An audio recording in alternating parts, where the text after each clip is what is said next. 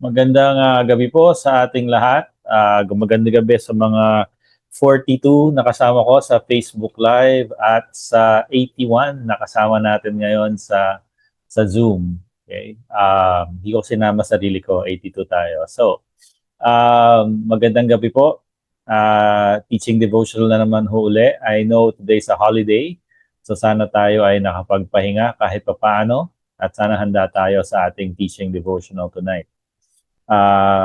Maraming salamat din sa mga umattend kahapon sa Teaching Tuesdays at nandito pa rin kayo at hindi pa rin napapagod na makinig sa mga teaching lessons.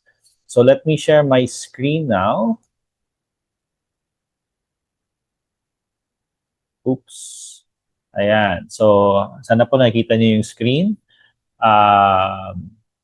Sana tayo ay handa sa ating sa lesson for tonight. So review, tulad nga sa mga episodes previously, we started, nakalimutan ko na kailan tayo nagsimula ng ating series on applying basic Christian doctrine or ABCD. Ito yung mga na-discuss na nating mga topics, Christian doctrine, the doctrine of God, the doctrine about Jesus. Then we had several lessons on the doctrine about the Holy Spirit. And then after that, we went to the doctrine of repentance. I'll mention this again later because it's relevant to our topic tonight. And then we went to the doctrine of the church. Last April, we talked about the role of the church. So ngayong gabi, alam nyo na, it's not a secret that we're going to start a new course or topic, which is the doctrine of sin. Medyo seryoso yung topic natin ngayon. So bago ako magsimula, let's go to God in prayer first to prepare our hearts. God, maraming salamat po sa gabi na to na magkakasama kami, na pwede namin tingnan ang iyong salita. Maraming salamat po dahil kahit hindi kami karapat-dapat ay tinutulungan niyo po kami na maintindihan ang iyong salita. God, tulungan niyo po ako na mapahayag ito ng maliwanag at sa paraan na maintindihan ng mga nakikinig. I pray, Father, that this lesson not just fills our minds with knowledge but also gives us deep convictions. At sana po tulungan niyo kami sa pamamagitan ng mga pag-uusapan namin ngayong gabi ay sana mapalakas ang aming pananampalataya. Tulungan niyo po kami magbago at magkaroon ng mas malalim na pagkakaintindi kung ano ang kasalanan at kung ano ang kagustuhan niyo para sa buhay namin. Muli po, maraming salamat. Please be with me.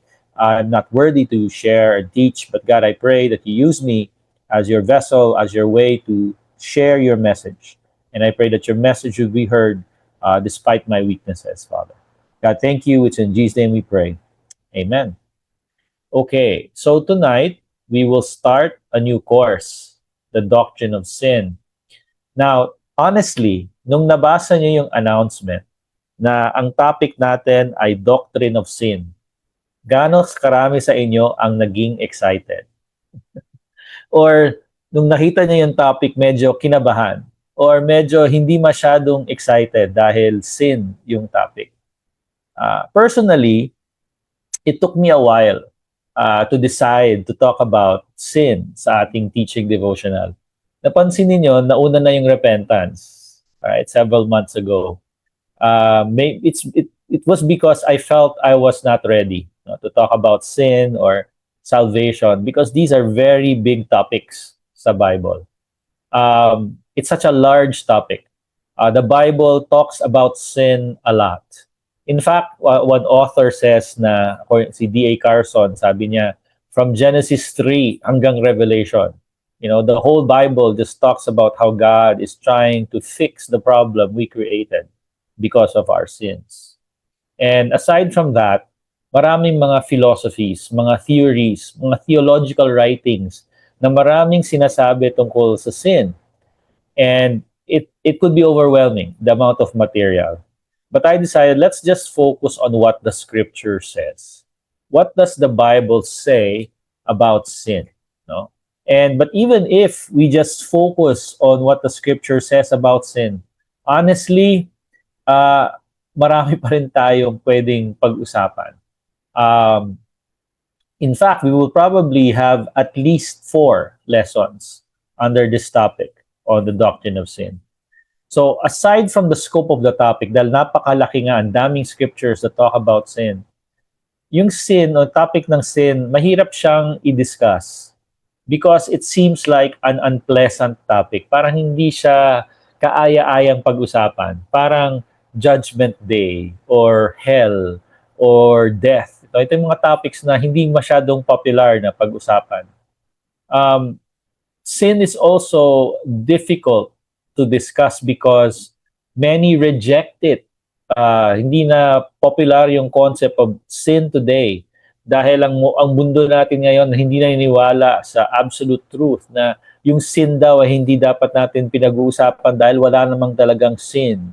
Dahil ang kabutihan at kasamaan, it's all relative. No? So sin is not a very popular topic, especially in intellectual circles.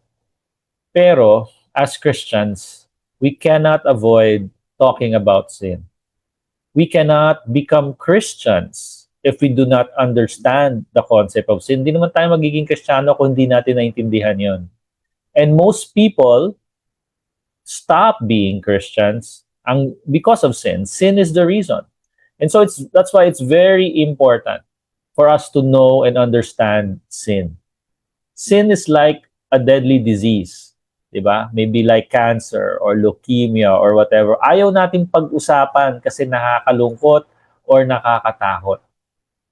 But we need to talk about it in order to avoid it and so that we will not be the victim of sin.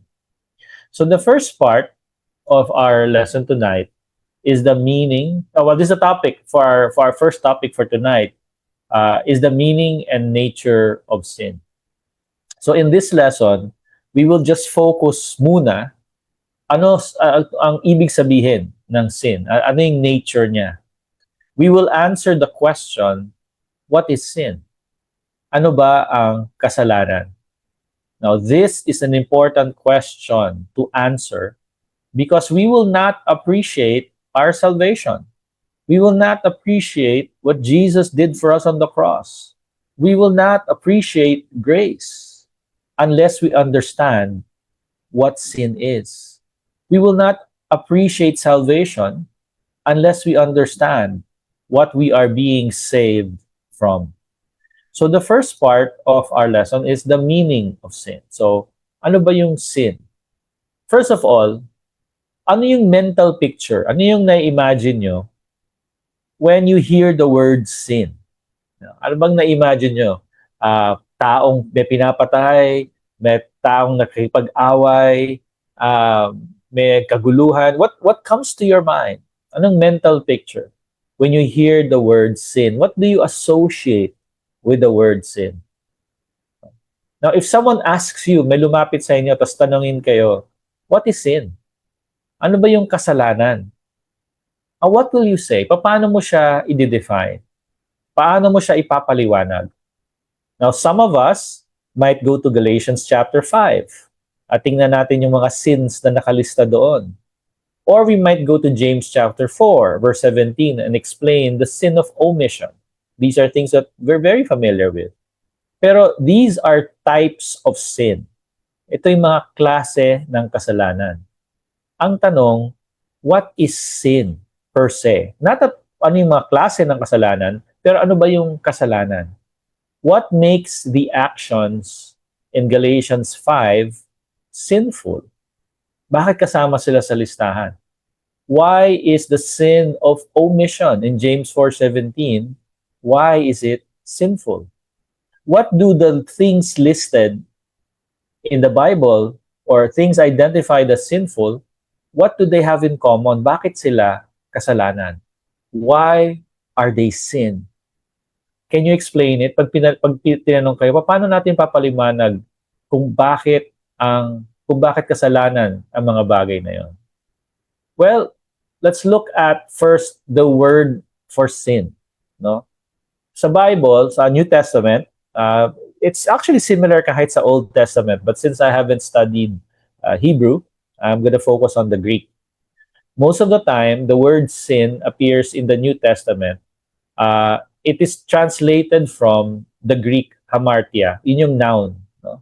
Or hamartano, which is the verb, the action word. So, karamihan sa mga pagkakataon na lumalabas yung word na sin sa Bible, ito yung pinanggaliang salita.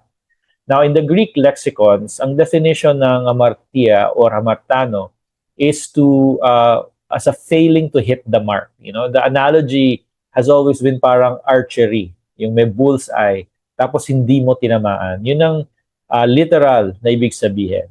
Pero another Greek writings, it has already had a broader meaning by the time of Jesus, and it means an error of understanding or a bad action or evil deed. So it is referring to something that's wrong, something you did wrong, something that is bad. Although the original literal meaning is missing the mark.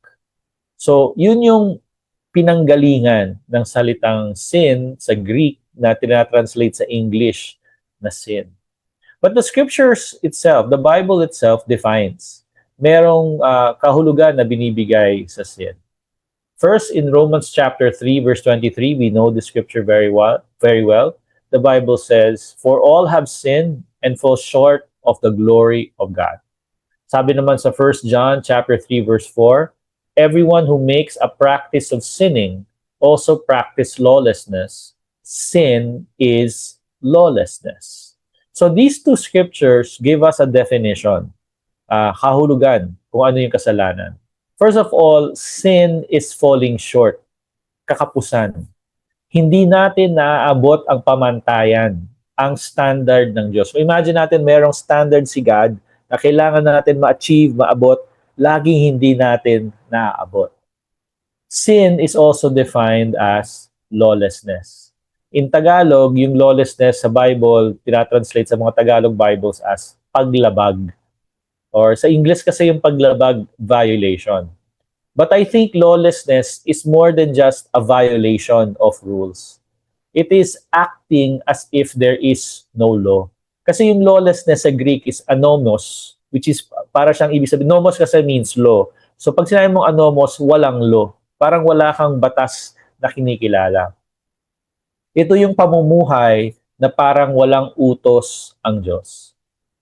Imagine natin ng isang tao na nagmamaneho. Okay? Nagmamaneho siya na parang walang batas trapiko.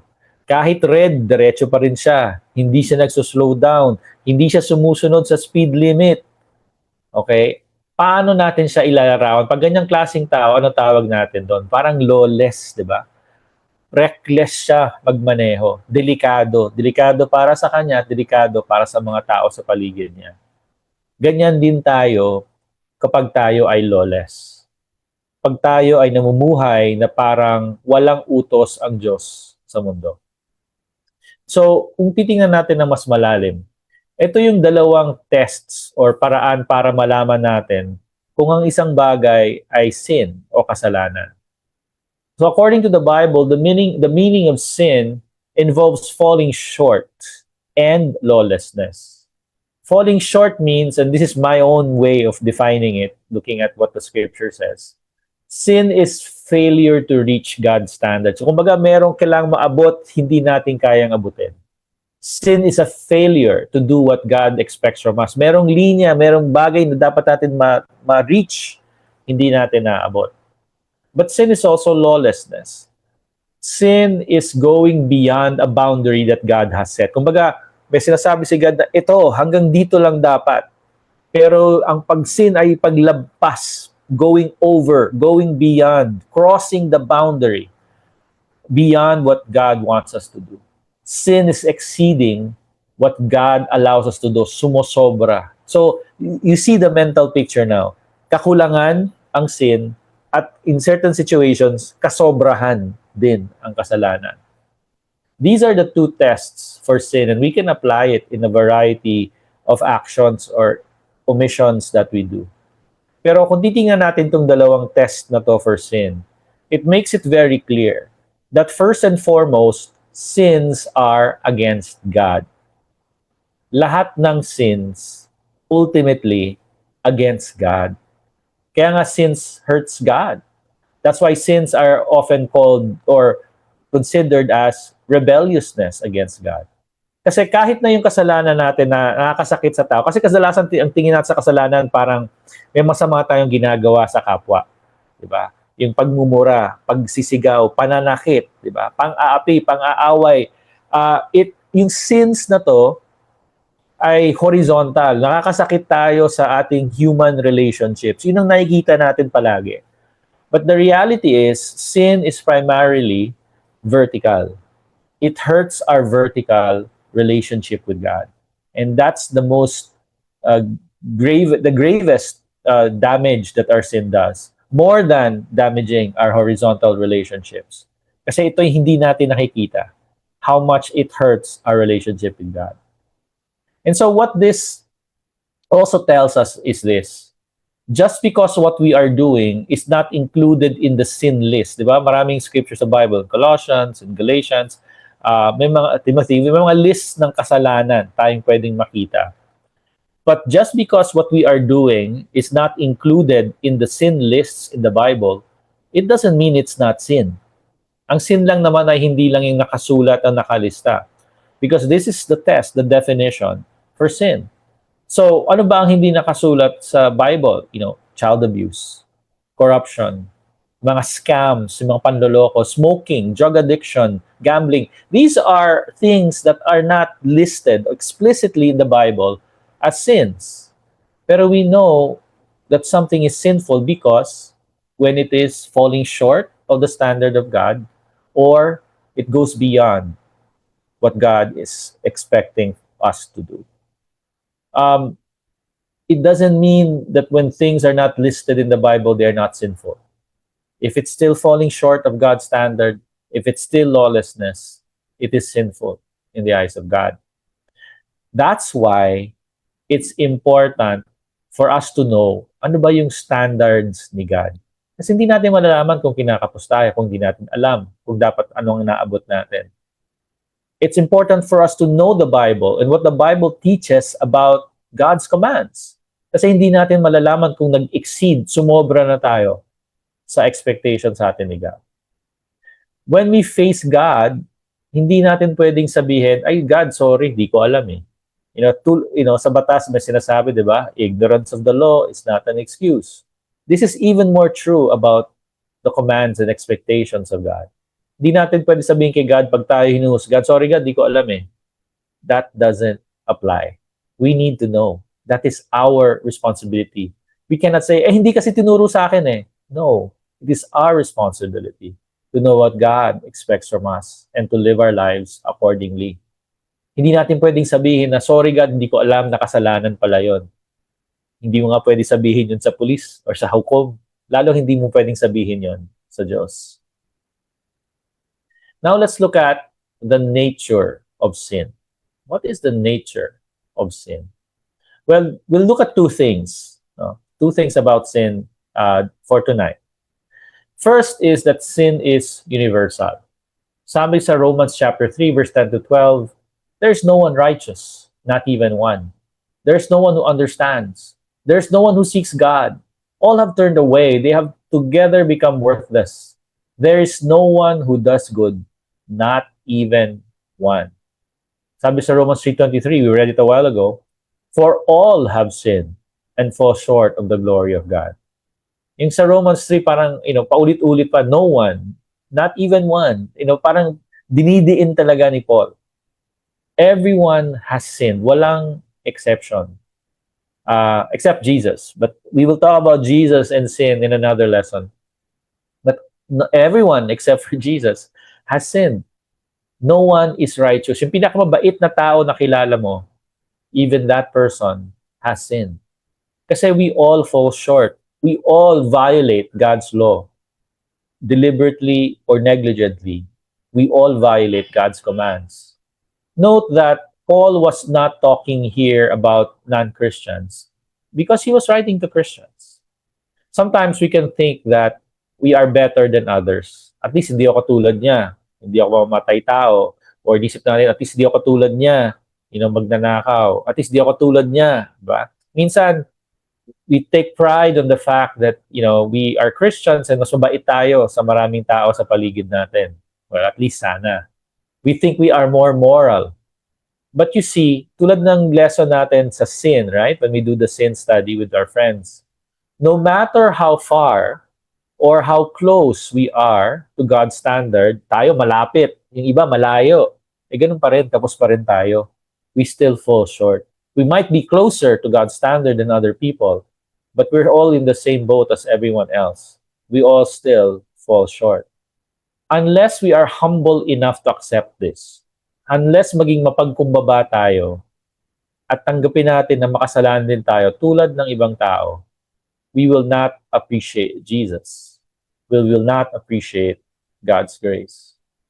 Sin is universal. Sabi sa Romans chapter 5 verse 12, sin entered the world through one man, si Adam, and death through sin. And in this way, death came to all people because all sinned. Now, this is a very important teaching in the Bible, and there is actually a lot that has been written about ano ba yung epekto ng kasalanan na ginawa ni Adan. First of all, let's be clear. We do not inherit the sin of Adam. There was such a thing as original sin, meaning yung original, kauna-unahang kasalanan na ginawa nila Eva at Adan. But original sin doesn't mean that we inherit their guilt. What we learn from the story in Genesis is that sin became possible, naging posible, because of Adam. We are sinners, though, not because we inherited Adam's sin, pero ano sabi dyan? Because all sin. We are sinners not because we inherit Adam's sin, but because we have all sin. Lahat tayo nagkasala. That means, hindi natin pwedeng sisihin si Adam sa ating kasalanan. Hindi natin pwedeng sisihin si Eva kahit siya yung nauna. We have no one to blame for our sins except ourselves. We can't blame Adam and Eve. We are sinners because we sin, not because Adam and Eve sinned. Now, of course, we suffer the consequences of their sin. In the same way, we suffer the consequences of the sins of the people around us. How do we suffer from the consequences of Adam and Eve's sin? Well, we're banished from Eden. We have no access to the tree of life. We die, right? Because of what they did. But we are not guilty of their sin. We are guilty for our own sin. But what about other people? Hindi ba minsan kaya tayo nagkakasala, sabihin natin, kasi dahil sa kanya, nagkasala ako. Well, it's true that people can tempt us to sin. Maybe a man or a woman, will tempt us to be lustful, for instance, or tempt us to be angry. O may sinusulat sa social media at nagpapagalit sa atin. Yes, people can make us stumble. People can offend us. So that ang nangyayari, we react. And we react sinfully dahil sa ginawa sa atin. Sinuntok tayo, so nakipagsuntukan din tayo. Right? Minura tayo, so minura din natin. We respond in a sinful way because of other people's sins sometimes. But does that mean it's their fault that we sin? Ultimately, we are responsible for our own sin. Yes, we were tempted, but if we decided to sin, then it is our fault. We can't pass on the blame, even if others cause us to sin. So, what I'm trying to say here is, while sin is common, it's universal, lahat tayo meron yan. All of us have sins. Sin is common, but guilt is individual. Responsibility is individual. Sin is universal. Sabi sa 1 John chapter 1 verse 8, if we say, Rogelio, please do not write on the slide. Pakibura po. Okay. Sin is universal. In 1 John 1:8 it says, if we say we have no sin, we deceive ourselves, and the truth is not in us. Those who say they have no sin, they're lying. We can't say wala tayong kasalanan. We need to be truthful about our sins. Now, we will talk about confession in another lesson. But the universality of sin should encourage us to be open. If there is sin in your life, you need to be truthful. Kailangan nating maging honest, makatotohanan about it.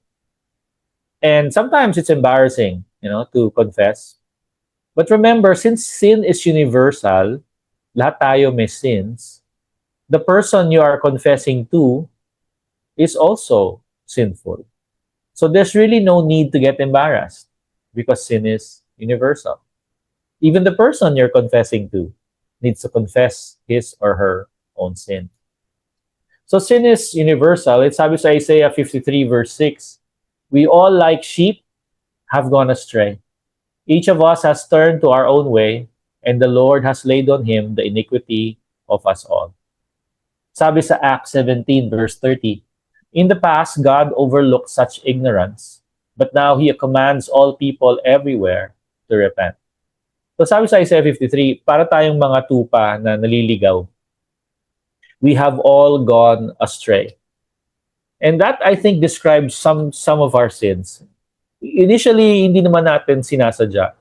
Sometimes sin is, hindi naman siya abrupt na biglang malaking kasalanan na nagawa. Bigla tayong pumatay ng tao na wala namang dahilan. Sin doesn't happen that way most of the time. Sometimes, or most of the time, sin is a slow drifting away. Unti-unti, small compromises here and there. So parang nasa dagat ka, di mo na malayan, ang layo mo na pala sa beach. And so we need to notice it before we are too far away to come back. Because there comes a point in time na hindi ka na makakabalik, masyado nang malayo. And just like sheep, all of our sins starts with us drifting away because we didn't listen. We didn't stay with our shepherd. Small things like we neglected our times with God. We didn't pray. We didn't read our Bible. We didn't focus when we go to church. We did other things. We get distracted from our shepherd. All sins start that way. We neglect our relationship with God. And we might do this deliberately. Maring may sama tayo ng loob kay God. Hindi tayo pinagbigyan, may masamang nangyari sa atin. So nagtatampo tayo, hindi tayo nagpray, hindi tayo napunta sa church, and we drifted far from God. Or it could be negligence. Nakalimutan, we got distracted, nakatingin lagi sa cellphone, sa computer. But whether it's deliberate or negligent, the effect is the same. We drift away from God. Our small compromises become bigger and bigger and bigger. So isn't it smarter that we deal with sin quickly before it gets worse? Na napakahirap na niyang baguhin. Because all of us have sinned, sabi dyan, laid on Him the iniquity of us all. So yung kasalanan natin has been laid on Jesus. Our sins have become His burden. And that's why He had to die. And that's why He died for all of us sinners.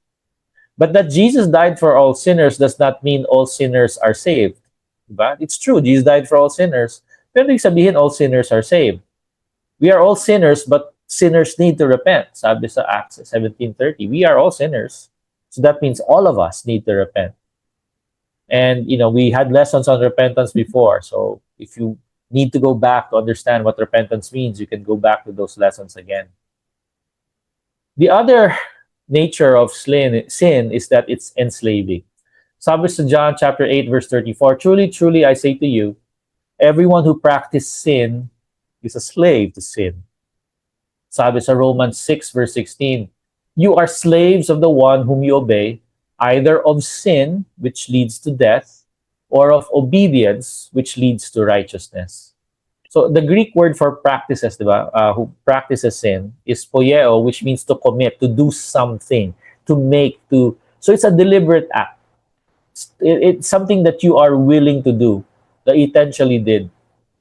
Although sometimes we sin without thinking, na hindi naman natin naisip, diba? Ano yung example niyan? Yung bigla kang nagmura dahil meron ng gulat sa'yo. Di mo plano pero biglang lumabas sa bibig mo. Right? But that doesn't mean it's not sinful. It's still sinful. but it may not be a practice. Ano ba yung practice? Something that you do. In the Amplified Bible, the way this is written is practice habitually. So there's a habit, there's a repetition. So you are not necessarily, you sin, but you are not necessarily a slave to sin until you practice it. Things that we habitually do, that is what makes us slaves to sin. Sometimes we fall into sin, an isolated incident. But if we keep repeating it, then it becomes a practice, and that's when we become slaves to sin. But if you say, okay, ganun pala, so gagawin ko, hindi ko gagawin madalas. Paminsan-minsan lang ako magsisin para hindi ako maging slave. Well, if that's how you think, then you are scheduling your sin, you are planning your sin, so it's a practice. It's not about how frequent you do it. It's about whether it becomes a habit and not something you fight. Something is a habit when you allow it to happen. You schedule it. But you're not a slave to sin only when you are always fighting it, always resisting it. Sabi sa Bible, resisting to the point of shedding blood. Now, Christians may fall into sin. That's true, we are still sinners. But we should never be slaves to sin. Magkaiba yun. We are not a slave to sin if we are repenting. Are we repenting? We have another series about repentance again before, so you may want to take a look at that again to remember what it means. So sin is enslaving. In Romans 6:17 to 18 and verse 20, it says, "You who were once slaves of sin have become obedient from the heart, and having been set free from sin, have become slaves of righteousness." Lahat tayo, dati tayong alipin sa kasalanan. If you're a Christian, you were at one point a slave to sin. Walang exception. Today, parang hirap i-imagine yung slavery sa pelikula lang natin napapanood minsan, no? Although some of us might think para tayong alipin sa trabaho, but still, it's not like the slavery in the Old and the New Testament. Perhaps a more effective illustration is addiction. So we used to be sin addicts, addicts sa kasalanan. If we have been freed from our addiction, imagine ikaw you have an addiction, tapos bigla kang nakalaya sa addiction na yon. What would you do? If you used to be an addict and you were freed from your addiction, anong gagawin mo? First of all, you would avoid falling back into our addictions, right? Iwasan mo yun. We would avoid the people, the places, the things that trigger our addiction. That should be our attitude about sin. Also, if we have been freed from our addiction, our slavery, we should also help those who are still slaves or addicts of sin. Diba? Kasi alam natin ang pakiramdam ng pagiging addict. Alam natin ang pakiramdam ng pagiging alipin. So we are motivated to help those na nandun pa sa pagkakaalipin na yon. Also, dahil dati tayong alipin, we do not look down on other people. Hindi natin minamaliit ang ibang tao dahil sa kasalanan nila kasi tayo rin dati makasalanan tayo. To avoid going back to sin, the scripture here tells us we should focus on being slaves to righteousness. Ano ibig sabihin nun? If in the past, kung dati, we spent our time, our money, on our sins, ngayon, we would spend our time and our money on righteousness. Where does your time go? Where does your money go? Where is your attention focused on? That is what you are a slave to. Sin is enslaving. Sabi sa Romans 6:12 to 14, "Therefore do not let sin reign in your mortal body, for sin will have no dominion over you, since you are not under law, but under grace." Romans 6:12 to 14. Notice that Paul was writing to the Romans, so he's giving this warning, this command to Christians. That means there is still a danger, may panganib pa rin, for Christians to go back to the things that they were enslaved before. We can still go back to being enslaved to sin, so we need to watch out. The key is focusing on God's grace. Sabi diyan, remember, you're not under law, but under grace. There's something about grace, understanding grace, that sets us free and makes us immune from sin. Now, if you don't know what that means, I encourage you to study what the Bible says about grace.